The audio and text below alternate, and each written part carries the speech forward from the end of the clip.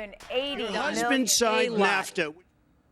80 million viewers tuned in to see the first debate between presidential contenders Hillary Clinton and Donald Trump. But did it do anything to get undecided voters to commit to either candidate? It is the day after, of course, and political pundits are analyzing every word from that debate. But the audience is really who it counts with, the voters.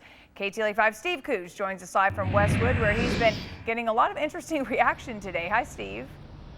A lot of interesting reactions, Lou. It's hard to believe, but this was the most watched debate in history. It had viewership ratings as high as some Super Bowls. As we said, 80 million people tuned in to watch this. So as we were walking around trying to find people to talk to about it, it wasn't really hard. So many people watched this thing last night.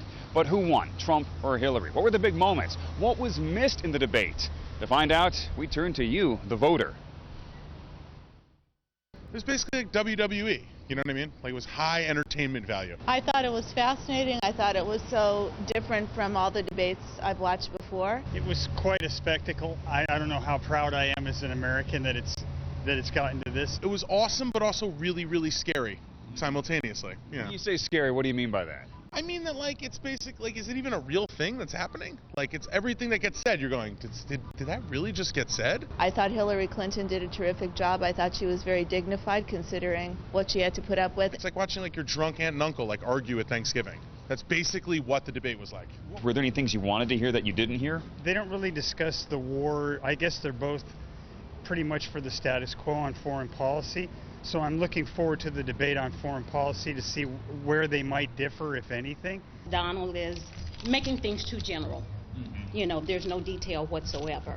All he says is he wants to make things better, but he's not giving any idea to how that's going to be done.